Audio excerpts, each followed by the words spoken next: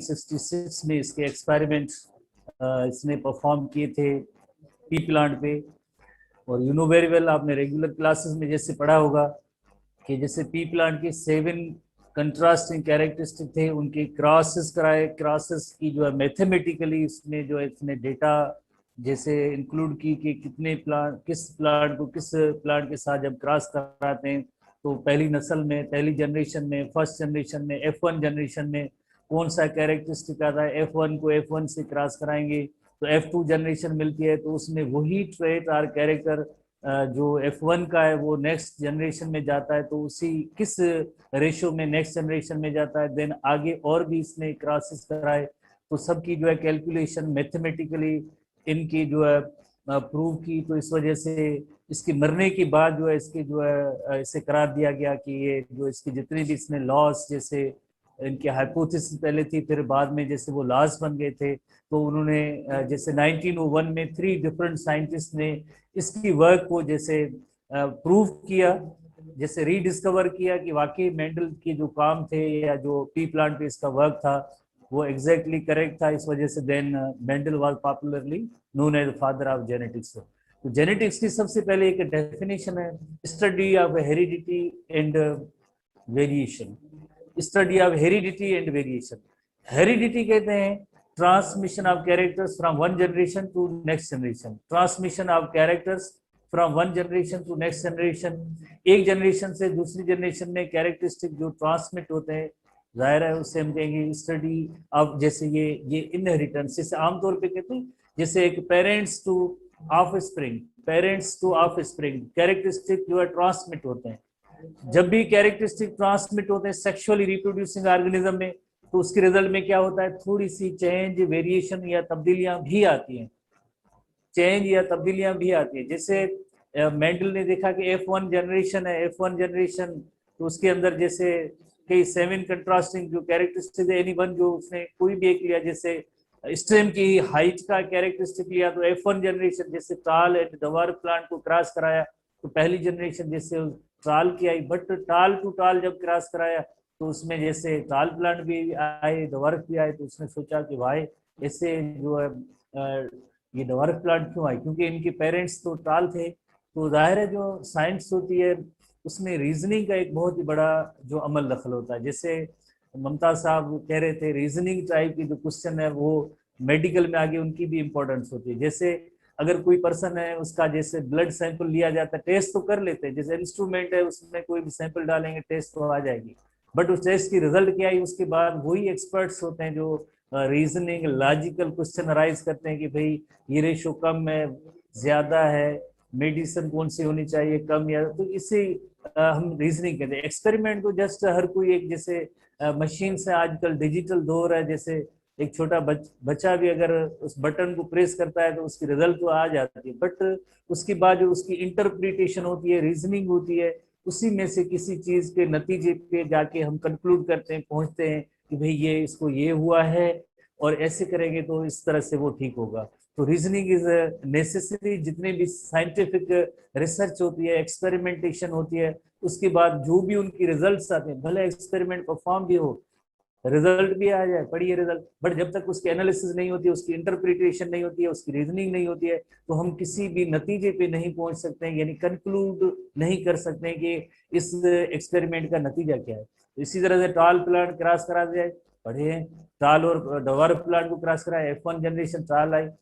अगर रीजनिंग नहीं होगी तो जैसे पता नहीं कौन सी टाल है, टाल को टाल से क्रॉस कराए, जनरेशन ऐसे आगे बढ़ती है। जब तक उसकी रीजनिंग नहीं होती है तो किसी चीज पे, नतीजे पे हम उसका जो है कंक्लूजन नहीं कर सकते हैं ये कि ऐसा क्यों है। तो उसने मेंडल ने यही काम किया था, उसकी जब भी कोई एक्सपेरिमेंटेशन करता था, रीजनिंग करता था, मैथमेटिकली देखता था कि आइदर जो है ये कितने जो है इसमें डोमिनेंट ट्रेट आए हैं, रिसेसिव ट्रेट आए, जैसे हम पढ़ेंगे सारी डेफिनेशंस, डोमिनेंट, रिसेसिव वगैरह, जीनोटाइप, फिनोटाइप, और इसी तरह से होमोजाइगस, हेटेरोजाइगस, ये 5 है ऐसे सबसे पहले टर्म्स हैं जो आपको यकीनन समझने चाहिए। जैसे जो हर एक वन ट्रेट और कैरेक्टर होता है, बॉडी के जितने भी ट्रेट या कैरेक्टर होते हैं, that are mostly regulated by the one gene, mostly regulated और controlled by one gene. One mostly one trait और characteristic is regulated by one gene. जैसे पी प्लांट के अंदर स्टेम की हाइट है या इसकी जैसे हम ट्रालनेस डवार्फनेस जैसे कहते हैं,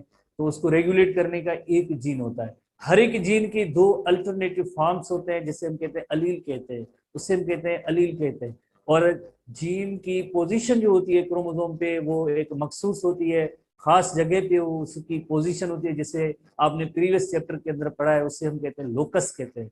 लोकस लफ्ज लोकेशन, साइट, प्लेस, पॉइंट, जगह, जो जगह होती है किसी भी एक जीन की क्रोमोसोम में, उसे हम कहते हैं लोकस कहते हैं। सेम उसी लोकस पे अगर एक जो क्रोमोसोम है उसके अंदर जैसे हाइट का जीन टाल का है, तो अगर दूसरा कोई क्रोमोसोम जो पेरेंट के अंदर जो ऐसा क्रोमोसोम है जिसमें अगर हाइट के हवाले से डवार्फ का जीन भी जैसा, जैसे एग एंड स्पर्म, जैसे एग सेल है उसके अंदर अगर टाल का जीन मौजूद है, अगर जो स्पर्म सेल है उसमें जैसे डवार्फ का सिमाल्टी का जैसे जीन है, तो जाहिर है जीन की जो लोकेशन प्लेस जगह सेम होती है, और उनकी जो कैरेक्टर भी जैसे हाइट का है तो नेक्स्ट जनरेशन में ट्रेट और कैरेक्टर जो रेगुलेट होगा, यकीनन डोमिनेंट ट्रेट जो होगा वो एक्सप्रेस होगा, रिसेसिव ट्रेट जो है एक्सप्रेस नहीं होता है। तो कैपिटल टी यानी टॉल जो कैरेक्टर था वो डोमिनेंट था, F1 जनरेशन में एक्सप्रेस हुआ, तो मेंडल ने उसके लिए टर्म दिया कि ये जो ट्रेट और कैरेक्टर है जो डोमिनेंट है उसे हम कहेंगे, जो एक्सप्रेस नहीं हो सका वो रिसेसिव है। देन उसने देखा कि डोमिनेंट भी दो किस्म के, जैसे एक होमोजाइगस डोमिनेंट होते हैं, दूसरे हेट्रोजाइगस भी डोमिनेंट होते हैं। जैसे आपने थोड़ी बहुत जेनेटिक्स पढ़ी होगी, अगर जैसे हमने हाइट का जीन लिया है capital T capital T capital T capital T, यानी दोनों पेरेंट्स के अंदर जैसे दोनों साइड पे जो अल्टरनेटिव फॉर्म या अलील है जो सेम है कैपिटल टी, तो इसे हम कहेंगे होमोजाइगस डोमिनेंट। जब ऐसी भी कंडीशन हेट्रोजाइगस कंडीशन होती है, यानी जब एक कैपिटल टी स्मॉल टी, एक साइड पे कैपिटल टी दूसरे साइड पे स्मॉल टी, एक्सप्रेस तो यानी कैपिटल टी डोमिनेंट ही होगा, बट ऐसे जेनेटिक कंस्टिट्यूशन को हम कहेंगे कि ये हेटेरोजाइगस है। Hetero refers to different, zygous zygote से रेफर है कि यानी इससे जो जाइगोट्स हैं उनके अंदर दो डिफरेंट टाइप के जो मींस डिफरेंट टाइप के जो है इसमें जीन्स मौजूद हैं। ट्रेट मीन्स एक है बट उसके दो अल्टरनेटिव फॉर्म है, एक कैपिटल टी स्मॉल टी, तो इस इंडिविजुअल को हेटेरोजाइगोट कहेंगे, जाइगस कहेंगे, हेटेरोजाइगस, और जो सेम अगर सिमिलर हो तो उसे होमोजाइगस कहेंगे। इसी तरह से जो रिसेसिव फीचर होती है, रिसेसिव फीचर टाल की क्या होगी, सॉरी हाइट की क्या होगी, हाइट की रिसेसिव फीचर होगी जैसे डवार्फनेस, तो स्मॉल टी दोनों जैसे स्मॉल टी ये इसकी रिसेसिव फीचर है। तो सबसे पहले जैसे मेंडल के वर्क का हम प्रोसीजर देखेंगे कि मेंडल ने पी प्लांट को क्यों सिलेक्ट किया, उसका वर्क का मेथडोलॉजी क्या है, उसमें पहले सबसे पहले टर्म्स कौन से यूज होंगे, एक्सपेरिमेंट किस तरह से परफॉर्म किया। अब हम थोड़ी सी एक चीज और भी देखेंगे, जैसे एसटीबी के अंदर भी जेनेटिक्स मौजूद है चैप्टर 8 के अंदर, इसी तरह से एनटीबी के अंदर भी जेनेटिक्स मौजूद है।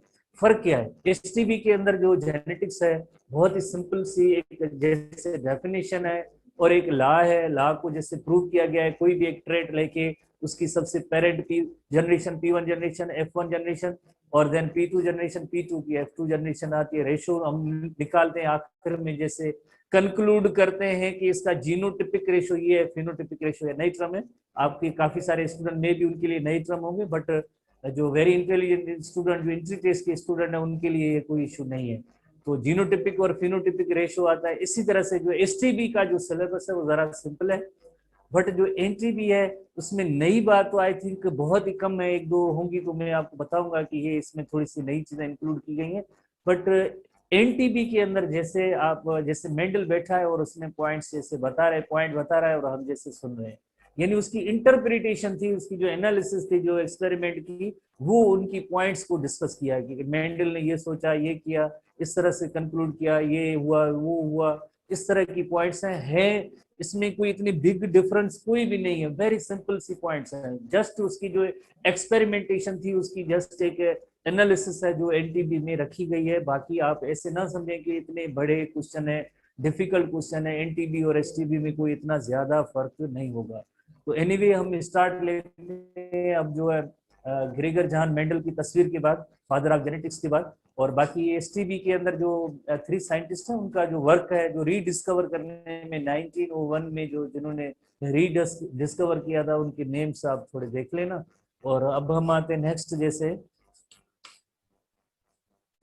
एक टर्म आपको सीखना पड़ेगा कि होमोजाइग लोकस और लोकस, जैसे आपको पता है, जैसे फॉर एग्जांपल ये क्रोमोसोम है, क्रोमोसोम पे जो जीन्स की स्पेसिफिक पोजीशन होती है, जैसे ये उसे हम कहेंगे लोकस कहेंगे। ये जीन ए की जैसे फॉर एग्जांपल लोकस या position of gene on chromosome है, बी है, सी है, डी है, ई है, एफ है। तो इसी तरह से अगर ये सेम जो है जीन हो तो उसे हम कहेंगे ये इसमें होमोजाइगस एलील है। अगर फॉर एग्जांपल अलील की मीनिंग होती है contrasting form of the gene, जैसे टाल डवर्फ उसका कंट्रास्टिंग फॉर्म है। इसी तरह से जो हेट्रोजाइगस अलील होंगे, जैसे एक जैसे कैपिटल ए स्मॉल ए, तो यानी ये कॉम्बिनेशन हुई हेट्रोजाइगस की। और इसी तरह से सेम लोकेशन पे सेम जीन, सेम जो है उसकी जेनेटिक कंस्टिट्यूशन है, तो हम कहेंगे कि ये होमोजाइगस है। और यहाँ पे क्या है, जैसे कैपिटल ए स्मॉल ए, तो ये ऐसी कॉम्बिनेशन होगी तो इसे हम कहेंगे हेट्रोजाइगस। पोजीशन जीन की क्रोमोसोम पे सेम है, बट उसकी जो अलील है उसमें जैसे कैपिटल ए या स्मॉल ए है, यानी ये जैसे फॉर एग्जांपल हम कहें कि ये कैपिटल टी है, ये स्मॉल टी है, तो इसमें जो ये हेट्रोजाइगस कंडीशन हो जाएगी। और इसी तरह से अगर हम कहें कि ये कैपिटल टी है और ये कैपिटल टी है, तो ये होमोजाइगस कंडीशन हो जाएगी। इसी तरह से अगर कुछ ऐसे भी मीन्स क्रोमोसोम होते हैं, जैसे फॉर एग्जांपल एक क्रोमोसोम इसमें जैसे स्मॉल टी इस लोकेशन पे भी स्मॉल टी है, तो ये भी कंडीशन होमोजाइगस होगी, ये भी कंडीशन होमोजाइगस होगी। इस कंडीशन को भी हम होमोजाइगस कहेंगे, बट इट विल बी ये homozygous recessive form of the gene है स्मॉल टी। अल्फाबेट के अंदर जैसे जीन तो हम देख नहीं सकते, जैसे जीन तो आपने जैसे पढ़े हैं सेगमेंट ऑफ डीएनए उसमें पढ़े हैं, बट हम इसको कैसे एक्सप्रेस करें, कैसे लिखें, लिखने के तरीके के लिए जो अल्फाबेट का सहारा लेना पड़ता है। जैसे जो डोमिनेंट जीन होता है उसको कैपिटल अल्फाबेट में लिखा जाता है, जो रिसेसिव होता है उसके लिए स्मॉल लेटर का लफ्ज इस्तेमाल किया जाता है। अल्फाबेट का जो है इसकी सपोर्ट के साथ हम लेते हैं, जैसे हम पढ़ेंगे 7 कंट्रास्टिंग कैरेक्टरिस्टिक हैं, उनके जीनोटाइप और फिनोटाइप पे हम आते हैं। जीनोटाइप लफ्ज की मीनिंग होती है जेनेटिक मेकअप और genetic constitution of an organism is called as genotype.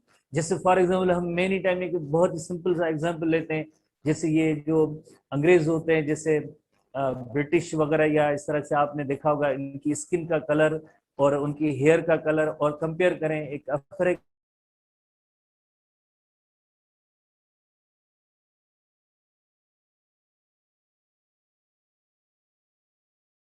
में लिखें या थीसिस में लिखें या रिसर्च पेपर में लिखें, तो मीन्स हम यकीनन कोई ना कोई इसको सिंबल देंगे कि इस पर्सन के साथ जो मैरिज हुई है उनके यहाँ ये जीन थे, इनके यहाँ ये जीन है। तो बच्चों में मीन्स कौन से जीन जो है इनहेरिट या ट्रांसफर होंगे, कैरेक्टर कौन सा जो ट्रांसफर और इनहेरिट हो सकता है, तो उस सब चीजों को अल्फाबेट, इंग्लिश के अल्फाबेट के कैपिटल लेटर होंगे उसको डोमिनेंट ट्रेट के जरिए एक्सप्रेस करते हैं, जो स्मॉल लेटर होते हैं उसको रिसेसिव ट्रेट के लिए इस्तेमाल करते हैं। हम पी प्लांट पे आते हैं, जो 7 कंट्रास्टिंग कैरेक्टरिस्टिक मेंडल के थे, उन सब की जो डोमिनेंट और रिसेसिव ट्रेट हम नोट करेंगे, ठीक है। तो इसी तरह से आपने नोट किया कि एक लोकस है, locus is the place of gene on chromosome is called the locus, locus position है, प्लेस पोजीशन पॉइंट। इसी तरह से अगर जीन की जो है वो सेम जो है जैसे एक जेनेटिक कंस्टिट्यूशन या अलील हो तो उसे हम कहेंगे होमोजाइगस ये अलील है। अगर जैसे डिफरेंट है तो उसे हम कहेंगे हेट्रोजाइगस अलील कहेंगे। जो हमने जैसे टालनेस के हवाले से या टाल प्लांट के हवाले से अगर हम देखें, तो टाल प्लांट में जैसे ये होमोजाइगस डोमिनेंट है, और जैसे अगर इस जीन की जेनेटिक कंस्टिट्यूशन को कहेंगे कि तो ये हेट्रोजाइगस डोमिनेंट हो जाएगा, क्योंकि इसमें 2 किस्म की कॉम्बिनेशन है, तो इस कंडीशन को हम कहेंगे हेट्रोजाइगस। और इसी तरह से स्मॉल टी होगा वो रिसेसिव, हाइट के हवाले से रिसेसिव ट्रेट है, बट ये होमोजाइगस होगा क्योंकि दोनों स्मॉल टी है, तो ये भी अगेन होमोजाइगस ट्रेट है, होमोजाइगस। तो इसी तरह से ये बहुत ही सिंपल सी टर्मिनोलॉजी है। और अब हम नेक्स्ट आते हैं, जैसे मेंडल की पी प्लांट पे जो इसने काम किया था, जैसे पी प्लांट आपने पढ़ा होगा बॉटनिकल नेम पाइसम सैटिवम, आमतौर पे जैसे गार्डन पी जैसे, या जैसे हम आमतौर पे घरों के अंदर जो इसको एज अ वेजिटेबल सब्जी के तौर जैसे इस्तेमाल करें, तो उनकी फलियां जो या पोड आपने देखे होंगे।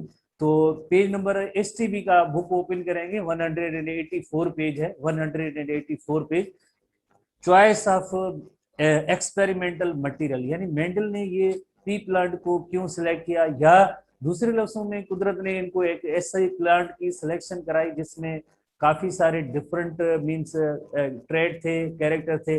जैसे एक जो टाल प्लांट था, दूसरा जो डवार्फ था, एक फ्लावर का देखा कि उसमें भी वेरिएशन है, एक ऐसे फ्लावर है जिनका कलर पर्पल है, दूसरे ऐसे भी प्लांट है पी प्लांट जिसमें व्हाइट फ्लावर भी मौजूद है। बहरहाल जो 7 कंट्रास्टिंग कैरेक्टरिस्टिक थे और उसने इसको जो है इजीली कल्टीवेशन इसकी हो सकती है, इतनी ज्यादा एफर्ट की जरूरत नहीं पड़ती है, और जो इतनी जो इसकी ग्रोइंग सीजन भी इतनी बड़ी नहीं होती है, और आसानी से इसने सबको जो है क्रॉस करा के और रिजल्ट दिया। तो इसकी 4-5 पॉइंट्स हैं कि इसके चॉइस इसने पी प्लांट की क्यों की। तो पेज नंबर है एसटीबी के अंदर 184 है। The plant are easy to cultivate. जैसे आपको पता है कि पी प्लांट इतनी डिफिकल्ट काम नहीं था। बेसिकली मेंडल कोई साइंटिस्ट वगैरह नहीं था, basically he was monk. Monk religious जो प्लेसेस होती हैं उनके अंदर जो रिलीजियस एजुकेशन देने वाला था वो मॉन्क था। देन इसकी जो है थोड़ी सी इंटरेस्ट जो है दूसरे साइंस के सब्जेक्ट वगैरह उसमें बढ़ी थी, टीचर भी बना था, हाई स्कूल टीचर तक वहां तक भी बना था, पढ़ाता भी था, but basically he was monk. ना को यूनिवर्सिटी वगैरह से इतना कोई जो इसकी जो नहीं थी कुछ। Number 2, this plant is self pollinating and cross pollination can only take place artificially. तो इस फ्लावर की जो पोजीशन जो पार्ट्स की ऐसी है कि जस्ट ओनली सेल्फ पॉलिनेशन हो सकती है, क्रॉस पॉलिनेशन का सवाल ही पैदा नहीं। क्योंकि जैसे आपने जैसे जिन स्टूडेंट ने फर्स्ट ईयर चैप्टर 9 के अंदर एक फैमिली है पेपिलियोनेसियस फैमिली, जिसके अंदर एक करोला की जो पोजीशन ऐसी होती है जिसमें एक बिगर करोला होती है और दो साइड में छोटी एक फ्यूज होती है, पेपिलियोनेसियस करोला होती है, आपने अगर पढ़ा है तो उसकी इतनी बड़ी करोला है कि बाहर से यानी जो क्रॉस पोलिनेशन का जो सवाल ही पैदा नहीं, कोई जैसे पोलन ग्रेन दूसरे किसी प्लांट या फ्लावर से आके उसको जो है फर्टिलाइज करे। तो जब भी मेंडल को क्रॉस फर्टिलाइजेशन करनी थी तो वो क्रॉस फर्टिलाइजेशन बिल्कुल अपने चॉइस से कराता था कि जैसे ये ताल प्लांट के फ्लावर है उसको जो है उनके पोलन को ब्रश से लेके डवार्फ प्लांट का जो पी प्लांट था उसके जो है फ्लावर के अंदर उसमें जो वो पोलन ग्रेन लगाता था, स्टिग्मा तक पॉलिनेशन होती थी, देन फर्टिलाइजेशन। यानी एक इसका एडवांटेज ये हुआ ना, अदरवाइज ये एक्सपेरिमेंट जो है थ्रू इनकी जो रिजल्ट्स नहीं आती, क्योंकि उनको पता है कि क्रॉस पॉलिनेशन का सवाल ही पैदा नहीं। क्रॉस पॉलिनेशन अगर करवानी थी तो वो खुद करवाता था हाथ से, तो इसका मतलब ये हुआ कि उसकी जो भी रिजल्ट्स होती थी वो एक्यूरेट थी।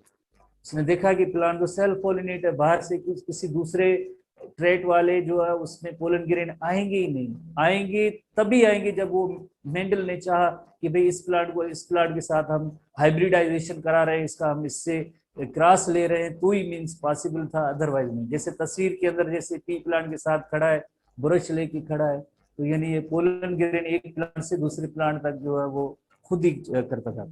Number 3, artificial breeding is easy as flowers are comparatively large with the numerous varieties are available with some sharply defined contrasting characters such as the height of plant, seed surface, seed color and color of flowers। तो ये 7 contrasting characteristic next page में मौजूद है, तो इसमें हम इनको discuss करेंगे। नंबर जो 4 पॉइंट है, रिजल्टिंग हाइब्रिड्स आर फर्टाइल।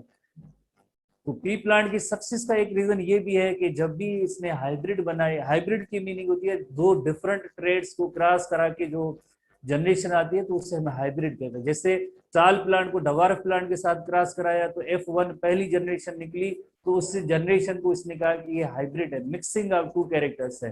टाल एज वेल एज डवार्फ का जो है ट्रेड था, टाल और डवार्फ ट्रेड का जो जाहिर मिक्सचर होगा तो उसे हम कहेंगे हाइब्रिड कहेंगे। तो इसी तरह से जो हाइब्रिड जो थे, हाइब्रिड भी फर्टाइल थे। फर्टाइल की मीनिंग होती है कि अगर F1 को F1 के साथ उसने क्रॉस कराया, जो पहली जनरेशन उसको आपस में क्रॉस कराते हैं, कराया था उस वक्त, तब भी मीन्स वो फर्टाइल थे। उन्होंने F2 जनरेशन प्रोड्यूस की, इसी तरह से आगे F3 जनरेशन भी ली। जैसे आज हम पढ़ेंगे जैसे हमारे STB के अंदर ओनली F2 जनरेशन तक रिजल्ट्स हैं, बट NTB के अंदर F3 तक भी मौजूद है, F3 तक वो आज डिस्कस करेंगे। और number 5 and last, he also provided the complexities that had troubled the earlier worker। हमेशा जैसे इंसान जो है कहते हैं ना गलतियों से सीखते हैं, गलती ही उसका जो है कहते हैं कि बड़ा वो टीचर होती है, लेसन देती है। जो प्रीवियस वर्कर थे या जो प्रीवियस फील्ड के अंदर जो लोग काम जिन्होंने किया था उनकी गलतियां इसके पास मौजूद थी कि ये अगर गलती ऐसे करेंगे तो यकीनन को उसकी रिजल्ट सही नहीं आएगी, तो उन गलतियों को इसने अवॉइड किया और देन आगे जो करेक्ट पाथ पे चला। इसी तरह से जो इसको जो है सही रिजल्ट मिली। जब भी अपनी गलती या किसी दूसरे ने गलती की है, अब गलती वो दूसरे पर्सन के लिए जो एक्सपीरियंस हो जाएगा, ये फलां पर्सन एक्सपीरियंस्ड है, तो एक्सपीरियंस का मतलब ये यकीनन गलतियां होंगी, इंसान है, गलती होती है, गलती से देन जो लर्न करते हैं, सीखते हैं, जाहिर है तो पाथवे तो उसको मिल जाता है कि बस इस पाथवे पे चलना होता है। ठीक है, तो बहरहाल ये इसकी जो मेंडल की जो सक्सेस की ये 5 पॉइंट्स थी। अब हम आते हैं मेंडल के पी प्लांट के हवाले से जो कंट्रास्टिंग कैरेक्टरिस्टिक हैं, 7 कंट्रास्टिंग कैरेक्टरिस्टिक। वो 7 कंट्रास्टिंग कैरेक्टरिस्टिक कौन थे जिनके जो मेंडल के पी प्लांट का जो है ये वर्क था, इसमें 7 कंट्रास्टिंग कैरेक्टरिस्टिक, 7 कंट्रास्टिंग कैरेक्टरिस्टिक। तो ये पी प्लांट है, उसमें आप जैसे देख रहे हैं पी प्लांट के हवाले से है, तो पी प्लांट जैसे इतनी बड़ी जो है, ये बड़ी जो पेटल्स हैं इनकी जो है, और ये कवर्ड होती हैं क्योंकि जो इनके जैसे रिप्रोडक्टिव पार्ट है, रिप्रोडक्टिव पार्ट स्टेमन जिसमें ये एंथर और ये फीमेल रिप्रोडक्टिव पार्ट है उसके, तो इनमें सेल्फ पॉलिनेशन की चांसेस हैं। तो ग्रेगर जॉन मेंडल ने जब भी मीन्स इनको जो है क्रॉस पॉलिनेशन करवानी थी, तो ये पार्ट यानी मेल पार्ट यहाँ से इनको कट करता था, जाके किसी दूसरे जो डिजायर्ड जो भी प्लांट था उसके साथ जो उसकी पॉलिनेशन करवाता था। तो इसी तरह से जो है brushing on the pollen from another plant, तो इस तरह से ब्रश से जो है आर्टिफिशियल यानी अपनी चॉइस से जो है इसमें पोलिनेशन करवाई थी। अदरवाइज इसको रिजल्ट जो आज इसमें कह रहे हैं कि एक्यूरेट रिजल्ट है वो उनको नहीं मिलते। तो जो 7 कंट्रास्टिंग कैरेक्टरिस्टिक हैं पी प्लांट के, हमारे एसटीबी के अंदर सिंध टेक्स्ट बुक बोर्ड के अंदर चार्ट दिया गया है, उसके अंदर भी मौजूद है। आप देखेंगे जीनोटाइप इनका यानी जेनेटिक मेकअप, जिसको आपको पता है कि हम जो अल्फाबेट फॉर्म में लिखते हैं वो याद करना जरूरी है। इस मेंडेलियन जेनेटिक्स के अंदर या इवन आगे भी आप जो जेनेटिक्स आप पढ़ेंगे तो जीनोटाइप सबसे इंपॉर्टेंट होता है। सबसे पहले आप अगर जीनोटाइप याद रखेंगे हर एक ट्रेड का या कैरेक्टर का, तो आगे आपको जेनेटिक्स में आसानी होगी क्रॉस बनाने में। जीनोटाइप के हवाले से एक और भी पॉइंट होती है कि इसमें आपको ये भी देखना होता है कि कौन सा ट्रेड है या जो डोमिनेंट है और कौन सा रिसेसिव है। जब तक ये इनके बारे में आपको नॉलेज नहीं होगी कि भाई कौन सा जीनोटाइप किस ट्रेड के लिए कौन सा जीनोटाइप है, नंबर 1, और नंबर 2 इसमें आपको ये भी देखना है कि कौन सा जो है डोमिनेंट ट्रेड है, कौन सा रिसेसिव है। दो ऐसी लॉजिक्स हैं जो फाउंडेशन होती है जेनेटिक्स की। अगर ये दोनों चीजों को आप जहन में रख लें कि हर एक ट्रेड का एक जीनोटाइप होता है, कौन सा जीनोटाइप उसको किस अल्फाबेटिक लेटर से जो हम एक्सप्रेस करते हैं, नंबर 1, और नंबर 2 कि लाइक इसमें कौन सा डोमिनेंट होगा कौन सा रिसेसिव होगा। दो कंडीशन जो फीचर है ये फाउंडेशन है। जैसे आप देखें पहला ट्रेट या कैरेक्टर स्टेम की लेंथ है, जाहिर है स्टेम की लेंथ बड़ी होगी तो उस प्लांट को हम कहेंगे टाल प्लांट, स्टेम की लेंथ छोटी होगी तो यकीनन ऐसे प्लांट को हम कहेंगे दवारफ प्लांट या उसकी जो है साइज स्टेम की छोटी है। तो जैसे ये टाल प्लांट है, जाहिर है इसका कद जो जैसे बड़ा है। ये शार्ट प्लांट जिसे दवारफ भी कहते हैं, जैसे हमारे एसटीबी के अंदर ये लिखा हुआ है, तो इसका कद जैसे ये छोटा है। तो टाल प्लांट का जैसे ये टाल प्लांट जो है डोमिनेंट होता है, टाल प्लांट डोमिनेंट होता है। आप जैसे मेंडल के एक्सपेरिमेंट में इनकी तादाद दी गई है, तादाद का याद करना इतना जरूरी नहीं है, बट आपको एक आइडिया होना चाहिए। जैसे आगे रेशोज आएंगे तो जैसे अगर जैसे जैसे कहें कि 6 और 2 हैं, 6 टाल हैं और जैसे 2 दवारफ हैं, तो रेशो क्या हो सकता है। तो इसी तरह से ये तो मैथमेटिकली आप एनालिसिस कर सकते हैं। तो वो उसकी पुरानी जो मीन्स इनकी कैलकुलेशन थी कितने टाल प्लांट आए कितने दवारफ आए, वो है, उनको याद करना नहीं, बट आपको याद करना है जैसे टाल plant is dominant and recessive जो ट्रेट होता है वो शार्ट या डवार्फ है।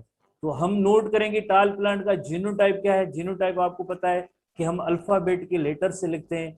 कैपिटल टी जो है होमोजाइगस से डोमिनेंट होगा, ये होमोजाइगस होगा। जैसे आपने पहले शुरू में अभी क्रोमोसोम्स के हवाले से पढ़ा था कि दोनों अगर सेम अलील हैं तो वो होमोजाइगस, और अगर डिफरेंट हैं तो उसे हम कहेंगे हेट्रोजाइगस, बट होगा टाल, इसे हम कहेंगे टाल कहेंगे। इसी तरह से शार्ट प्लांट के लिए सिमाल्टी।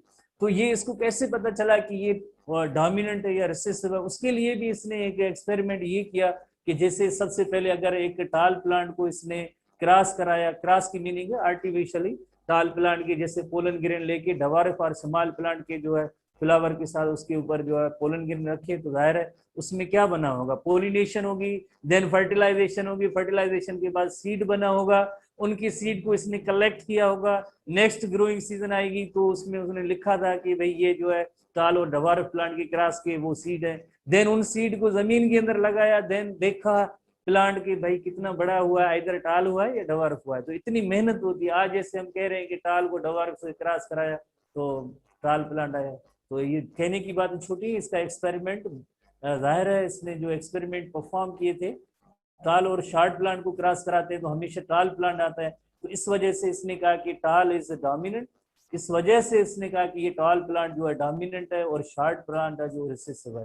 तो ये 7 कंट्रास्टिंग कैरेक्टरिस्टिक होते थे जो इसमें पी प्लांट के, जिसमें इसने जो एक्सपेरिमेंट किए तो हर एक ट्रेड को इस तरह से वेरीफाई किया, चेक किया कि वाकई अगर हम टाल प्लांट को डवार्फ के साथ क्रॉस कराएंगे तो पहली जनरेशन या जो पहली जनरेशन आइदर टाल आ गई या डवार्फ आ गई। तो इससे उन्होंने अंदाजा लगाया कि टाल इज डोमिनेंट, एंड जो एक्सप्रेस नहीं हुआ वो रिसेसिव हो गया। जो एक्सप्रेस हुआ पहली जनरेशन के अंदर उसे हम कहेंगे टाल प्लांट, जो एक्सप्रेस नहीं हुआ वो हो गया रिसेसिव। तो इसी तरह से आपने देखा कि टाल प्लांट उसमें जैसे दो उसमें कंडीशन है, एक होमोजाइगस टाल है और दूसरा हेटेरोजाइगस टाल है। होमोजाइगस टाल में दोनों जीन्स जैसे कैपिटल टी एलील इसके ऐसे हैं, और जो हेटेरोजाइगस है उसके अंदर आपने देखा हेटेरोजाइगस के अंदर जैसे एक कैपिटल टी स्मॉल टी है। ठीक है, होपफुली आपने इसको समझ लिया होगा। एक है स्टेम लेंथ और नंबर 2 है पोड शेप। पोड कहते हैं फली को कहते हैं, जैसे हम मटर की फली जैसे आमतौर पे कहते हैं, पोड दैट इज नथिंग बट फली है। तो फलियों की भी दो किस्म है, हम जैसे इतनी ज्यादा इस पे तवज्जो या फोकस नहीं देते हैं कि कौन सी फली है, क्योंकि ये हमारा काम नहीं होता है। तो फिर एक जो है जिसे हम कहेंगे स्मूथ कहेंगे, बिल्कुल स्मूथ पोड होते हैं, जिसे इन्फ्लेटेड भी कहते हैं, इन अदर वर्ड्स हम इन्फ्लेटेड कहते हैं। दूसरी जो फली होती है उससे हम कहेंगे कंस्ट्रिक्टेड। कंस्ट्रिक्टेड की मीनिंग होती है यानी हर एक दाना आपको ऐसे महसूस होगा उसके अंदर एक अलग कंपार्टमेंट मौजूद है, एक अलग कंपार्टमेंट मौजूद है। और ये जो ऐसा पोड होगा या फली होगी जिसको आप जैसे ओपन करेंगे, जैसे एक को ओपन करेंगे सारे अंदर उसके अंदर सीड होंगे, आपको कतार में जैसे नजर आएंगे, बाहर निकल के आएंगे। तो इसी तरह से ये जो होंगे इनमें क्या होगा, इनके अंदर सबके अंदर एक जैसे कंपार्टमेंट अलग होगा, जैसे एक सीड है प्रेस है, एक सीड है प्रेस है, इस तरह से। तो इसे हम कहेंगे कंस्ट्रिक्टेड। कंस्ट्रिक्ट लफ्ज की मीनिंग होती है नैरो, तो यानी ये कंस्ट्रिक्टेड है। और ये सारी जो पोड है फली है ये जो स्मूथ है। तो इसमें इन्फ्लेटेड और स्मूथ जो डोमिनेंट है और जो कंस्ट्रिक्टेड है वो रिसेसिव है। तो जीनोटाइप क्या होगा, स्मूथ का होगा capital S and small S, ये जो हेटेरोजाइगस में होगा, और कंस्ट्रिक्टेड होगा तो स्मॉल एस अल्फाबेट के लेकर। तो जीनोटाइप जिन स्टूडेंट के पास नोट है वो नोट है वेल एंड गुड, अदरवाइज जिनके पास अब जीनोटाइप नहीं, ये साथ साथ आप अपनी एक रफ रजिस्टर या अपना ये टेक्स्ट बुक एसटीबी पढ़ा है उसके अंदर ये ट्रेट दिए गए हैं, तो उनके साथ आप जीनोटाइप लिख लें, ये थोड़ी सी मेहरबानी कर लें। ठीक है, तो याद भी कर लें। तो टाल का जो जीनोटाइप होमोजाइगस टाल होगा कैपिटल टी, हेटेरोजाइगस टाल होगा तो capital T small T, recessive form short है उसका स्मॉल टी हो। इसी तरह से जो पोड की शेप है, जो स्मूथ पोड है वो डोमिनेंट है तो कैपिटल एस, एक भी कैपिटल एस होगा इसमें तो यानी हम कहेंगे ये डोमिनेंट है, बट ये हेटेरोजाइगस कहलाएगा कैपिटल एस स्मॉल एस। और इसका जो रिसेसिव फॉर्म है वो है स्मॉल एस। अब हम नंबर 3 ट्रेट पे आते हैं। नंबर 3 ट्रेट है सीड शेप। जैसे हमारी शायद ऑब्जर्वेशन इतनी ना हो, बट एक ऐसे जो है पी प्लांट के सीड होते हैं बिल्कुल उनकी शेप जो है सरफेस है राउंड होती है, और दूसरे ऐसे सीड होते हैं जिन्हें हम कहते हैं रिंकल्ड कहते हैं। यानी एक ऐसा प्लांट जिसके अंदर राउंड सीड थे वो डोमिनेंट था, ऐसा पी प्लांट जिसके सीड जो है रिंकल्ड थे वो था रिसेसिव था। तो हम जीनोटाइप इनका कैसे नोट करेंगे, राउंड के लिए कैपिटल आर, ये होमोजाइगस डोमिनेंट होगा, capital R small R heterozygous dominant. और जो रिंकल्ड है, रिंकल्ड के लिए स्मॉल आर।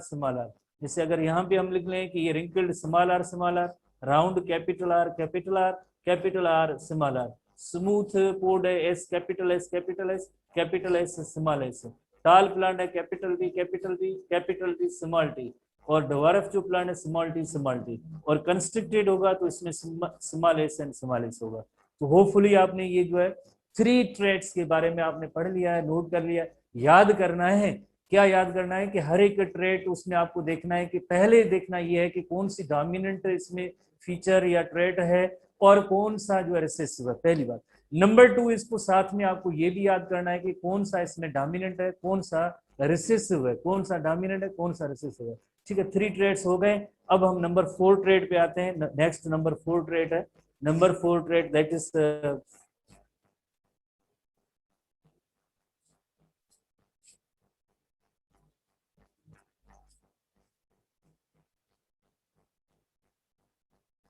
नंबर 4 ट्रेड पे हम आते हैं।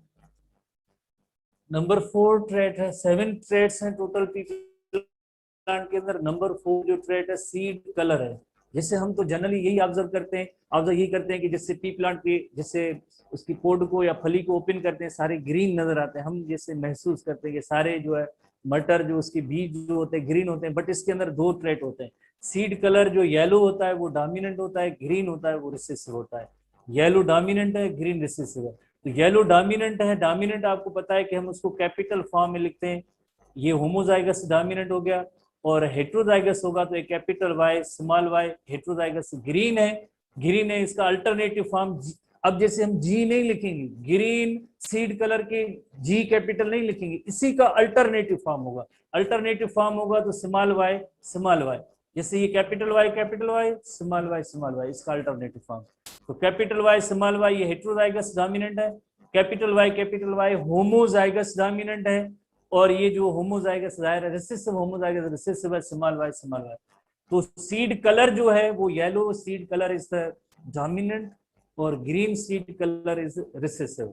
जीनोटाइप क्या होगा वो आपने नोट किया। इसी तरह से नंबर 5 फ्लावर की पोजीशन। जैसे हम अक्सर देखते हैं कि कुछ प्लांट्स ऐसे होते हैं जिनके अंदर फ्लावर्स बिल्कुल टर्मिनल पोजीशन पे होते हैं। जैसे ये कोई एक प्लांट है और इसका फ्लावर है, तो ऐसे फ्लावर को हम कहेंगे टर्मिनल फ्लावर, बिल्कुल टिप पे टॉप पे है। बट कुछ ऐसे भी प्लांट्स होते हैं जिनके अंदर जो फ्लावर्स की पोजीशन टर्मिनल नहीं बट एक्सियल होती है, एक्सिस के अंदर। जैसे अगर आप पी प्लांट के अंदर देखें, 2 किस्म के पी प्लांट के अंदर फ्लावर होते हैं, एक एक्सियल फ्लावर होते हैं, एक ऐसे प्लांट्स होते हैं एक्सियल फ्लावर होता है, और एक ऐसे प्लांट्स होते हैं जिनमें टर्मिनल फ्लावर है। तो एक्सियल डोमिनेंट फीचर है, एक्सियल डोमिनेंट फीचर है, और जो टर्मिनल फ्लावर की फीचर है वो रिसेसिव है। ये देखें एक्सियल में इस जगह पे ये फ्लावर है, ये है टर्मिनल की मीनिंग बिल्कुल एंड पे फ्लावर है। तो एक्सियल का जो जीनोटाइप होगा कैपिटल है क्योंकि डोमिनेंट है। ये हेट्रोजाइगस फॉर्म में कैपिटल है स्मॉल होगा।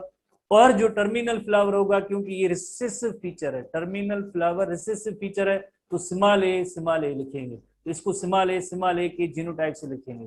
तो आप यहाँ पे अपने एसटीबी के अंदर जो चार्ट है या फीचर लिखिए आप इनका, जीनोटाइप होमोजाइगस हेट्रोजाइगस डोमिनेंट और देन रिसेसिव को आप नोट करते जाएं। इसी तरह से नंबर 6 फीचर है फ्लावर कलर।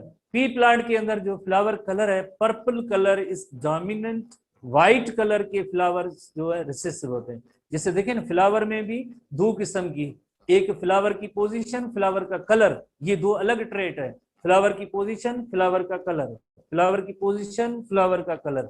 तो फ्लावर की पोजीशन के हवाले से आपने देखा एक्सियल फ्लावर्ड प्लांट्स की जो फीचर है ये एक्सियल फ्लावर का होना ये डोमिनेंट है, और टर्मिनल फ्लावर होना ये रिसेसिव है। इसी तरह से फ्लावर कलर पर्पल कलर, जैसे आप देखिए ये डोमिनेंट, ये पूरा कॉलम जो है डोमिनेंट का है, और इसी तरह से ये जो कॉलम है ये रिसेसिव फीचर का है। पर्पल फ्लावर को हम कैपिटल पी से लिखेंगे homozygous dominant, capital P small P जो है ये हेट्रोजाइगस डोमिनेंट है। व्हाइट फ्लावर को इसका यानी अल्टरनेट यानी डब्ल्यू नहीं लिखेंगे, इसी पी से लिखेंगे। तो small P and small P recessive feature के लिए, व्हाइट फ्लावर के लिए। तो स्मॉल पी पड़ा है तो हम कहेंगे पता नहीं कौन सा है, ये पिंक है पर्पल है कौन सा है, स्मॉल पी पड़े नहीं, तो ये रिसेसिव फीचर है किसकी, फ्लावर कलर की। फ्लावर कलर तो हम डोमिनेंट सोचेंगे, इसका क्या है डोमिनेंट, यकीनन पर्पल है। पर्पल के लिए कैपिटल पी लफ्ज इस्तेमाल करेंगे, तो रिसेसिव के लिए स्मॉल पी करेंगे।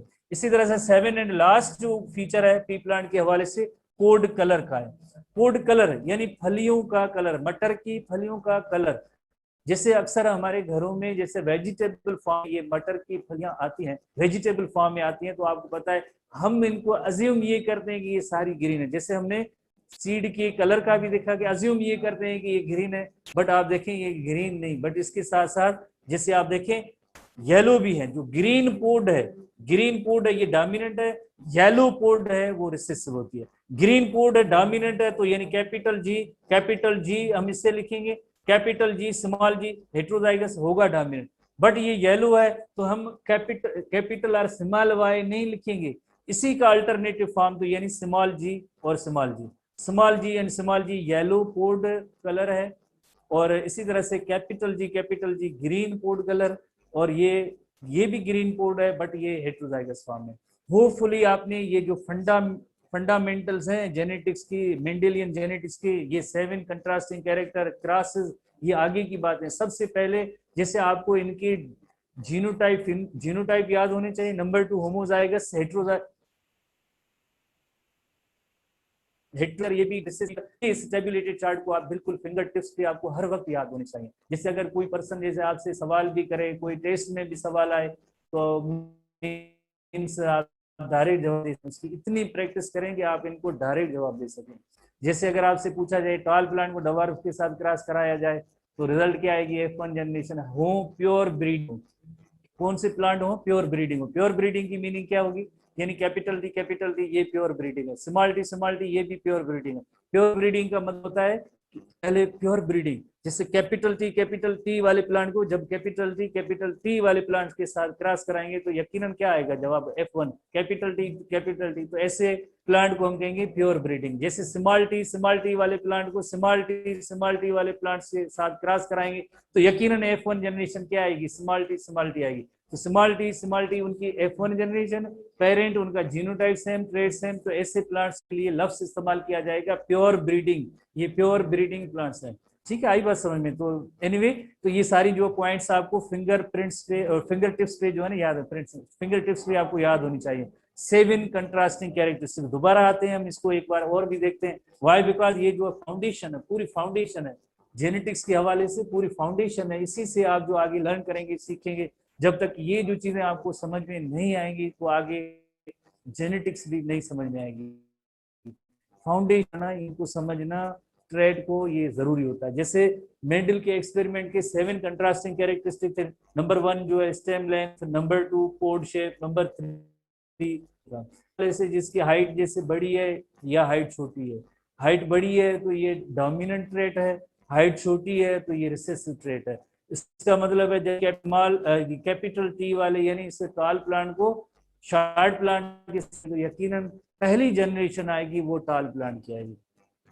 इसी वजह से इस टॉल प्लांट को डोमिनेंट कहा गया है। इसी तरह से पोड शेप है, पोड शेप जैसे आप देखिए ये स्मूथ है, स्मूथ पोड शेप आल्सो कॉल्ड इन्फ्लेटेड, तो इन्फ्लेटेड ये डोमिनेंट है और ये जो कंस्ट्रक्टेड जो है रिसेसिव है। तो स्मूथ के लिए कैपिटल एस लिखते हैं, ये ध्यान में रखें, और कंस्ट्रक्टेड के लिए जैसे स्मॉल एस लिखें। कभी कभार कुछ ऐसे बुक्स भी हैं जिनमें जीनोटाइप जो इन्फ्लेटेड के लिए कैपिटल आई भी जैसे किन किन जगहों पे जैसे मौजूद है। आप याद करने का आसान तरीका ये है कि इसको आप स्मूथ कर दें, smooth that is the capital S homozygous dominant, capital S and small S is the heterozygous dominant. और जो कंस्ट्रक्टेड होगा इसका रिसेसिव फॉर्म है तो स्मॉल एस होगा। नंबर 3 सीड शेप, सीड एक बिल्कुल उनकी सरफेस होती है प्लेन होती है, जैसे दूसरी उनकी रफ होती है रिंकल्ड, तो इसमें राउंड जो है डोमिनेंट है और रिंकल्ड सीड शेप जो होगी यकीनन वो रिसेसिव फीचर होगी, वो ऐसी फीचर जो है रिसेसिव है। तो 3 ये फीचर और 3 फीचर रिमेनिंग जो 4 जो ट्रेड्स हैं जो अभी आपने जैसे देखे 4 ट्रेड्स हैं इसमें number 4 that's the seed colour of the seed yellow जो डोमिनेंट, ग्रीन रिसेसिव है। नंबर 5 फ्लावर पोजीशन की एक्सियल फ्लावर जो ये डोमिनेंट है और टर्मिनल फ्लावर रिसेसिव है। नंबर 6 फ्लावर का कलर पर्पल जो कलर है, पर्पल कलर ये डोमिनेंट है और व्हाइट कलर जो है रिसेसिव है। इसका मतलब है कि यानी पर्पल फ्लावर वाले प्लांट को अगर व्हाइट फ्लावर वाले प्लांट टी प्लांट के साथ क्रॉस कराएंगे तो पहली जनरेशन पर्पल फ्लावर की आएगी क्योंकि पर्पल। इसी तरह से नंबर 7 एंड डोमिनेंट और यह वो रिसेसिव होता है। होपफुली ये 7 कंट्रास्टिंग ट्रेट्स कैरेक्टर्स जिनकी जीनोटाइप भी आपने जैसे अब याद कर लिए होंगे। तो अब उसके बाद जैसे हम एक पॉइंट सीखते हैं कि इनका क्रॉस जो है वो किस तरह से किया जाता है। क्रॉस करवाने के लिए जैसे थोड़ी सी आपको स्टेप्स जिस रेगुलर क्लासेस में आप पढ़े होंगे तो आपको वो याद है कि किस तरह से इनको क्रॉस कराया जाता है। जैसे सबसे पहले पेरेंट्स बनाए जाते हैं, जैसे पेरेंट्स यानी वो जिनका हम क्रॉस करवाने जा रहे हैं पेरेंट्स के लिए P1 जनरेशन लफ्ज इस्तेमाल होता है। P1 जनरेशन फॉर एग्जांपल अगर हम कहें कि राउंड सीड प्लांट है, एक प्लांट है राउंड सीड प्लांट, और उसको क्रॉस करा रहे, राउंड का जो सीड का क्या है कंट्रास्ट क्या है, राउंड का अल्टरनेटिव क्या है यासिन साहब, राउंड का अल्टरनेटिव क्या है, स्टूडेंट ने याद किया है, पूछा है राउंड का अल्टरनेट, राउंड सीड का, राउंड सीड शेप है।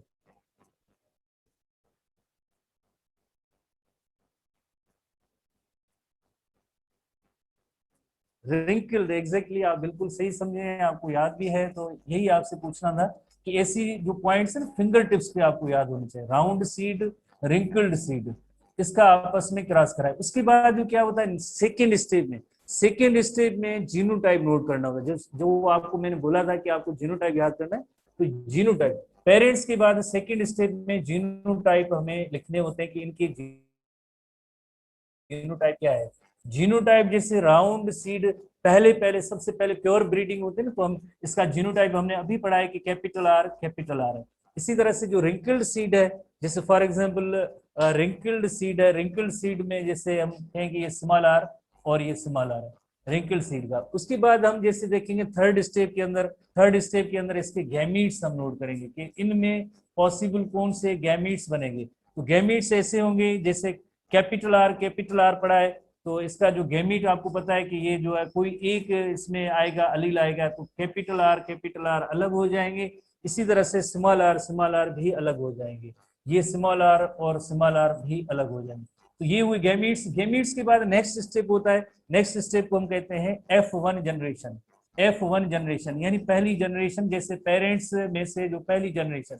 F stands for filial, F लफ्ज की मीनिंग होती है फिलियल, और जिसकी मीनिंग होती है सन या औलाद या जनरेशन, पहली जनरेशन। F1 जनरेशन के अंदर ये होगा कि जैसे आप देखें कि एक जो है कैपिटल आर है, एक साइड पे आप जैसे देखें गैमीट होगा वो कैपिटल आर होगा, और दूसरे साइड से आप देखें possible combination male female parents के हवाले से दूसरी कॉम्बिनेशन है इनकी स्मॉल आर। तो एक ऐसा ऑफ स्प्रिंग बनेगा जिसका जीनोटाइप होगा कैपिटल आर स्मॉल आर। एक भी अगर कैपिटल आर मौजूद है तो यकीनन ये कौन सा प्लांट होगा, यानी ये ऐसा प्लांट होगा, ऐसा प्लांट होगा F1 जनरेशन की सारी F1 100% है। F1 जनरेशन में ये सारी 100% ऑल द ऑफ स्प्रिंग, ये क्या है ऑल द, क्यों, वाई बिकॉज कैपिटल आर को अगेन जो दूसरे स्मॉल आर से करेंगे तब भी जवाब कैपिटल आर स्मॉल आर आएगा, तो इस वजह से हम कह रहे हैं कि ये 100% एक जैसे ही है। तो 100% या ऑल, 100% के लिए लफ्ज ऑल इस्तेमाल करेंगे। 100% क्या आएंगे, कैपिटल आर पढ़ा है, कैपिटल आर किसको शो करता है, राउंड सीड को करता है, कैपिटल आर राउंड सीड को शो करता है, राउंड सीडेड प्लांट्स आएंगे। बट ये राउंड है, ये राउंड है, दोनों में फर्क क्या है, दोनों में फर्क ये है कि जैसे ये कैपिटल आर है होमोजाइगस राउंड है, यहाँ पे देखिए आप कैपिटल आर स्मॉल आर है, तो ये हेटेरोजाइगस राउंड है, ये राउंड है बट हेटेरोजाइगस राउंड है, ये राउंड है बट हेटेरोजाइगस राउंड है, तो ये राउंड है बट हेटेरोजाइगस राउंड है। इसी तरह से मेंडल ने जैसे F1 जनरेशन निकली, तो F1 को F1 के साथ आपस में इनका क्रॉस कराया, F1 को F1 के साथ, जिसके लिए लफ्ज इस्तेमाल इसने किया P2 जनरेशन। जैसे एक P1 है, अब दूसरी है P2 जनरेशन। P2 की मीनिंग है जैसे P स्टैंड्स फॉर पेरेंट है, जैसे ये P1 जनरेशन है, ये P2 जनरेशन है।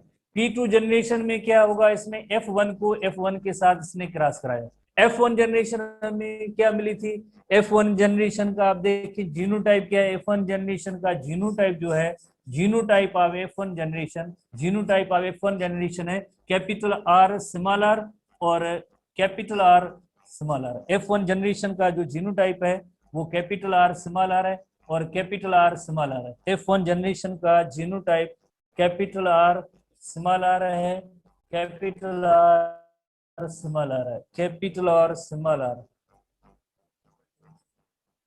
F1 जनरेशन का जीनोटाइप है capital R small R versus capital R small are.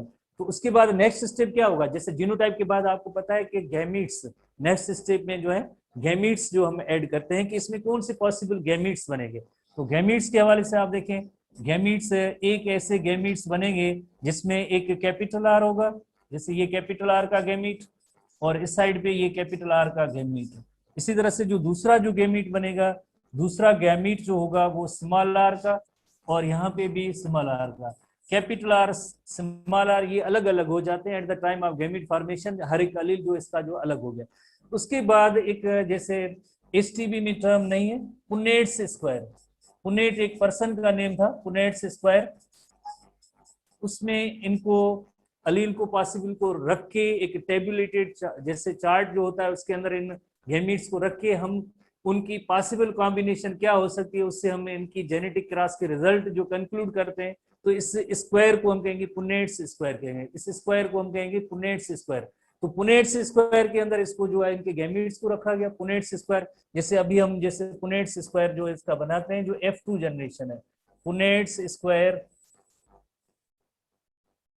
पुनेट्स square, ये पुनेट्स स्क्वायर है। एक तरफ से मेल गैमीट्स रखेंगे, जैसे मेल गैमीट अगर कोई भी एक साइड ले लें, कोई भी एक जैसे साइड ले लें मेल गैमीट के हवाले से, तो मेल गैमीट आपने देखा कि एक जैसे कैपिटल आ रहा है, और इसी तरह से दूसरा जो मेल गैमीट है वो स्मॉल आ रहा है।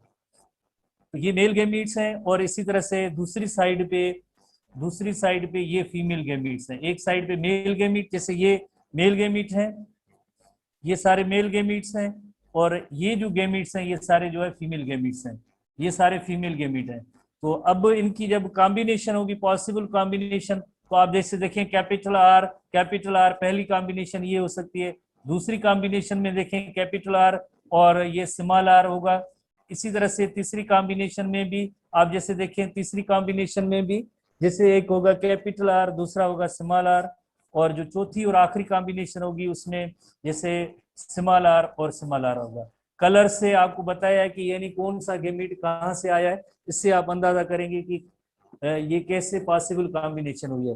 तो मेल गैमीट्स और फीमेल गैमीट्स की यूनियन के साथ अब जो है F2 जनरेशन बनी है। तो इस जनरेशन को हम कहेंगे F2 generation. This generation is called as F2 generation. F2 generation कौन सी निकली है, तो इसमें हम देखेंगे एक जीनोटाइप और दूसरा देखेंगे फिनोटाइप। जीनोटाइप की मीनिंग होती है जेनेटिक मेकअप, और फिनोटाइप की मीनिंग होती है आउटर अपीयरेंस, फिजिकल अपीयरेंस, उसे हम कहेंगे फिनोटाइप। तो आप देखें ये कैपिटल आर पड़ा है, कैपिटल आर पड़ा है, इसका मतलब है एक भी कैपिटल आर हो तो यानी वो राउंड सीडेड प्लांट होगा, यकीनन ये राउंड होगा। इसी तरह से अगर आप देखें यहाँ पे भी एक कैपिटल आर पड़ा है तो इसका मतलब ये भी राउंड है। इसी तरह से ये भी कैपिटल आर पड़ा है तो ये यकीनन जो है राउंड है।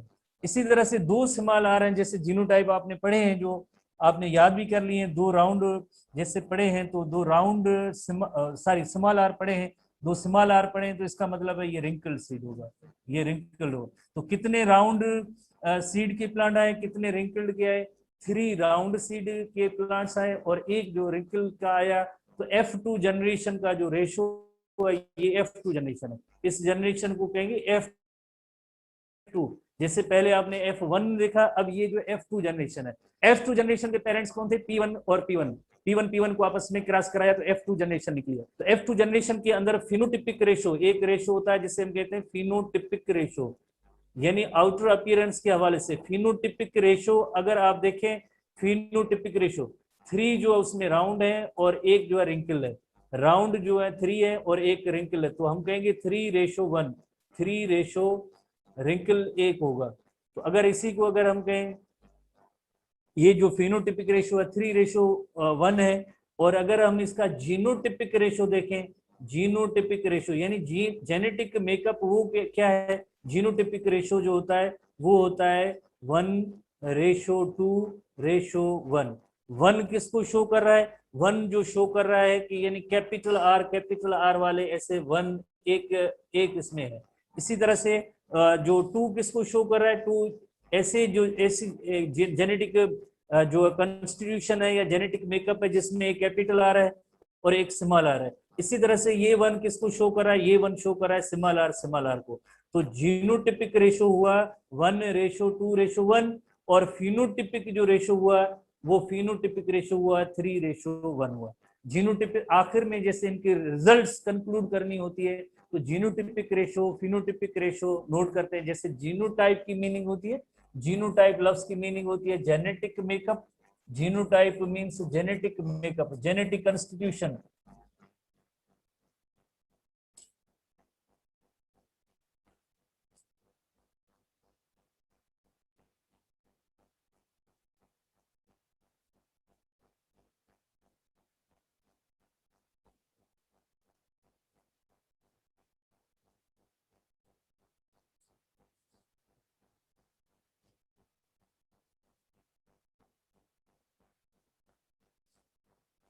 जीनोटाइप की मीनिंग होती है जेनेटिक मेकअप और जेनेटिक कंस्टिट्यूशन, जेनेटिक मेकअप और जेनेटिक कंस्टिट्यूशन। और जो फिनोटाइप होता है उसकी मीनिंग होती है आउटर अपीयरेंस, फिनोटाइप की मीनिंग होती है आउटर अपीयरेंस। जैसे हमने इसका एग्जांपल भी लिया था, आउटर अपीयरेंस और फिजिकल अपीयरेंस, या कोई फिजिकली जो हमें कैरेक्टरिस्टिक नजर आ रहा है तो उसे हम फिनोटाइप कहेंगे। जैसे फिजिकली मेंडल को नजर आया कि ये जैसे जो राउंड सीड, जो round shape of the seed है, ऐसे प्लांट्स जो है 3:1 में है। बट अगर इनका जेनेटिक मेकअप और कंस्टिट्यूशन देखा, वो जेनेटिक मेकअप और कंस्टिट्यूशन उसके हवाले से देखा कि सारे होमोजाइगस राउंड नहीं है, सारे हेट्रोजाइगस राउंड नहीं है, बट राउंड जो उसमें भी दो किस्म की कैटेगरी है। जैसे आपने देखा कैपिटल आर जो है ये होमोजाइगस राउंड है, कैपिटल आर स्मॉल आर ये हेट्रोजाइगस राउंड है। तो यानी ये 1 किसको शो कर रहा है, 1 शो कर रहा है होमोजाइगस राउंड को, 2 किसको शो कर रहा है हेट्रोजाइगस राउंड को, capital R and small R, और ये 1 किसको शो कर रहा है होमोजाइगस रिसेसिव फीचर है स्मॉल आर को शो कर रहा है। इसका मतलब ये वो आखिर में जैसे रिजल्ट्स निकलती हैं तो उनको रेशोज देते हैं, कंक्लूड करते हैं कि कितने जीनोटाइप के हवाले से क्या उसमें चेंज है, फिनोटाइप के हवाले से क्या उसकी रिजल्ट आई, काउंट करते हैं। इसी तरह से जो उनके लॉज बने। तो ये तो जस्ट एक सिंगल फीचर थी। सिंगल फीचर कौन सी, सीड की शेप की। टोटल जो मेंडल की ट्रेड्स है कैरेक्टर प्लांट पी प्लांट के कितने थे, 7 थे। ये ऐसी फीचर जस्ट एक पे नहीं है कि एक पे ये रिजल्ट आती है ये सेम आ जाए, 7 फीचर्स को इसने जो है क्रॉस कराया हर एक फीचर को। जैसे tall height of the stem, tall and dwarf को कराया तभी सेम फीचर आई। उसके बाद जैसे नंबर 2 फीचर है, जैसे आपने देखा सीड का जैसे कलर है उसकी भी फीचर, जैसे येलो एंड ग्रीन कलर, उसको भी क्रॉस कराया तभी सेम रिजल्ट आई। फ्लावर की पोजीशन, फ्लावर का कलर, पोड की शेप, पोड की जो मीन्स एक शेप और दूसरा पोड का कलर, हर एक ट्रेट में यही रिजल्ट आए। तो इस वजह से लॉ होता है, इस वजह से कहते हैं कि लॉ है। सिर्फ एक फीचर पे ये लॉ नहीं बनता है, जितने भी 7 कंट्रास्टिंग कैरेक्टरिस्टिक इसने यूज किए थे सब क्या देखा, सबकी एक सेम सिमिलर रिजल्ट आई। जीनोटिपिक रेशो हमेशा जैसे जीनोटिपिक रेशो आया 1:2:1, और जो फिनोटिपिक रेशो आता है 3:1 है। तो इस तरह से जो है मेंडल ने जो है कंक्लूड किया था कि भाई जैसे एक तो एक्सपेरिमेंट की उसको जो देन आखिर में इनको जो रेशोज दिए, इंटरप्रिटेशन की के 7 ट्रेड्स हैं उनमें यही सेम फीचर होती है। तो इसी तरह से जो हमारे एनटीबी के अंदर अगर आप देखें, एनटीबी के अंदर पेज नंबर 149 में जैसे एक नई पॉइंट आपको मिलेगी, F3 जो है वो भी F3 की तक भी इसको लेके गया। F3 जैसे ये तो F2 है, इसी तरह से F3 तक लेके गया। F3 का मतलब ये होता है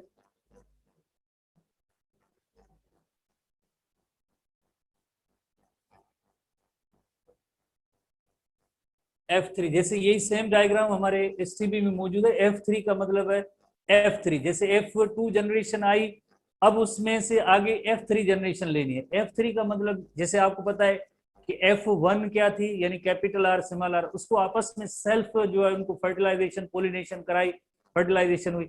इसी तरह से F2 को भी आपस में सेल्फ फर्टिलाइजेशन कराई। हमारे टेक्स्ट बुक में ये लफ्ज होगा सेल्फ फर्टिलाइजेशन। सेल्फ फर्टिलाइजेशन यानी जो भी प्लांट्स आए उनका आपस में उन्होंने क्रॉस कराया। जैसे एक आपको पता है कि एक कैपिटल आर वाली जनरेशन आई थी, दूसरी generation capital R small R वाली जनरेशन आई थी, तीसरी जनरेशन यानी ये भी कैपिटल आर स्मॉल आर वाली थी, और चौथी जनरेशन जैसे स्मॉल आर वाली थी। सिंपल वर्ड्स में ये है कि जैसे आपको पता है ना कि मीन्स जैसे एक कैपिटल आर आ रहे थे, कैपिटल आर स्मॉल आर आ रहे थे, स्मॉल आर, तो यानी कैपिटल आर को कैपिटल आर वाली जनरेशन से क्रॉस कराया F3 जनरेशन लेने के लिए, स्मॉल आर को स्मॉल आर से क्रॉस कराया, और कैपिटल आर को कैपिटल आर स्मॉल आर से क्रॉस कराया, स्मॉल आर को भी स्मॉल आर से क्रॉस कराया। तो उसके क्रॉस करने के बाद F3 जनरेशन निकलेगी। तो इसमें जो जनरेशन होगी तो उसे हम कहेंगे F3 जनरेशन। ये इसकी भी F3, इसमें जो रिजल्ट आएगी ये F3 जनरेशन कहलाएगी, इसमें भी जो रिजल्ट आएगी इसे भी हम F3 जनरेशन कहेंगे। हर एक के अंदर जो रिजल्ट आएगी तो उसे हम कहेंगे F3, क्योंकि सेल्फ पॉलिनेशन। यहाँ पे आप अपने टेक्स्ट बुक में टर्म देखेंगे, जैसे ये F2 जनरेशन आई, F3 की 2 के बाद जो F3 जनरेशन है उसमें सेल्फ पोलिनेशन का मतलब है कैपिटल आर को कैपिटल आर से क्रॉस कराएं, कैपिटल आर स्मॉल आर को कैपिटल आर स्मॉल आर से क्रॉस कराएंगे F3 जनरेशन, स्मॉल आर को भी स्मॉल आर से कराएंगे तो इसमें भी इसकी F3 जनरेशन आई। तो इसी तरह से आप देखें जब कैपिटल आर को इनका आपस में सेल्फ जैसे फर्टिलाइजेशन करवाई तो हमेशा उनकी सबकी रिजल्ट क्या आई, जाहिर है आपको पता है, आपने जेनेटिक्स पढ़ी है, तो एक ही रिजल्ट आनी है कैपिटल आर। और इसकी इंटरप्रिटेशन भी दी गई है। इसकी इंटरप्रिटेशन ये है कि इंटरप्रिटेशन इनकी ये है कि homozygous round peas produce plants with only homozygous pea. इसकी इंटरप्रिटेशन ये है, इस क्रॉस की इंटरप्रिटेशन ये है। होमोजाइगस राउंड, जैसे होमोजाइगस राउंड को होमोजाइगस राउंड के साथ क्रॉस कराया तो produce plants with only round peas, तो जाहिर है इनका आपस में आप क्रॉस कराएंगे तो ओनली राउंड पीस आएंगे, कोई और दूसरी फीचर आ ही नहीं सकती है। इसी तरह से आप देखिए इसकी इंटरप्रिटेशन स्मॉल आर इनको आपस में क्रॉस कराएंगे तो आपको पता है कि स्मॉल आर आएगा और स्मॉल आर आएगा। इसकी इंटरप्रिटेशन क्या है, इसकी इंटरप्रिटेशन ये है कि अगर होमोजाइगस रिसेसिव जो रिंकल्ड सीड थे, wrinkled seed produced plants with only wrinkled peas, wrinkled seed plant को रिंकल्ड सीड प्लांट के साथ कराएंगे तो इसका जवाब यकीनन जो है रिंकल्ड ऑल द ऑफस्प्रिंग यही सेम आएंगे, ऑल द ऑफस्प्रिंग जो आएंगे यकीनन, वेरी सिंपल सी चीजें पड़ी हैं। तो इसी तरह से जो तीसरी जो यानी इसमें जो एक क्रॉस है उसकी रिजल्ट वही सेम आएगी जो F2 जनरेशन की। F2 जनरेशन आपको याद है ना, F2 जनरेशन उसके पेरेंट्स क्या थे, यानी कैपिटल आर को कैपिटल आर से क्रॉस कराए, वही सेम है। ये देखिए कैपिटल आर स्मॉल आर इनको जब आपस में क्रॉस कराएंगे तो रिजल्ट जो आएगी वही रिजल्ट आएगी जो 3:1 वाली आई थी, जो पहले हमने थोड़ा क्रॉस कराया। यकीनन आप कैपिटल आर स्मॉल आर को क्रॉस कराएंगे तो इसका रेशो आएगा 3:1, यानी 3 जो होंगे वो क्या होंगे, 3 जो है राउंड सीड प्लांट होंगे और एक रेशो में क्या होंगे, रिंकल सीड वाले प्लांट आएंगे। तो इसकी जो इंटरप्रिटेशन ये है इस क्रॉस की, these heterozygous plants produce round and wrinkled seeds इन 3:1 इस रेशो के अंदर आएंगे। कौन सी, कैपिटल आर स्मॉल आर इसको आपस में अगर क्रॉस कराएंगे तो वही सेम रेशो आएगा 3:1 वाला, जैसे आपने किया है थोड़ी देर पहले, तो वो कैपिटल आर स्मॉल आर तो इसमें ये आएगा। तो ये इस तरह से इसने F3 जनरेशन ली। F3 जनरेशन हमारे NTB का टॉपिक है, STB में पहले नहीं था। और F3 कैसे लिया जाता है, जैसे F2 लिया, P1 की जो जनरेशन आई, F1 जनरेशन आई, F1 को F1 के साथ क्रॉस कराया तो F2 जनरेशन मिली। F3 कैसे मिलेगी, यकीनन F2 के जो जितने भी मीन्स अब ऑफस्प्रिंग आए वो सारे अब हो जाएंगे, क्या हो जाएंगे, वो हो जाएंगे पेरेंट्स, उनको आपस में क्रॉस कराएंगे तो रिजल्ट F3 की मिलेगी। जैसे कैपिटल आर को आपस में क्रॉस कराए, कैपिटल आर स्मॉल आर को आपस में क्रॉस कराए, स्मॉल आर को स्मॉल आर से क्रॉस कराए तो F3 जनरेशन मिली। तो रिजल्ट देखिए इनका आपस में क्रॉस कराएंगे, यकीनन आप फिंगर टिप्स पे बता सकते हैं कैपिटल आर आएगी, कैपिटल आर स्मॉल आर को स्मॉल आर जनरेशन आएगी। बट ये वो same generation capital R small R की वही रेशो आएगा जो F2 जनरेशन के अंदर आएगा 3:1। तो इस तरह से इसने F3 जनरेशन भी ली थी, इस तरह से इन्होंने F3 जनरेशन ली। तो आज के दिन के हवाले से इतने टॉपिक्स काफी हैं, बिकॉज थोड़ी ज्यादा पढ़ेंगे तो कंफ्यूजन हो सकती है आप स्टूडेंट के, नए स्टूडेंट के। बाकी पुराने स्टूडेंट जिन्होंने से पहले भी जेनेटिक्स पढ़ी है वो तो बहुत ही बड़े एक्सपर्ट है, उनके लिए ये आज के टॉपिक अगर ना भी अटेंड करते तब भी उनके पास इतनी ज्यादा नॉलेज मौजूद है, I hope I am sure कि इनके पास इतनी ज्यादा नॉलेज मौजूद है। ठीक है, आज जस्ट एक ही F3 जनरेशन नई चीज पढ़ी है, बाकी हम कल देखेंगे। सी यू बाय, थैंक यू।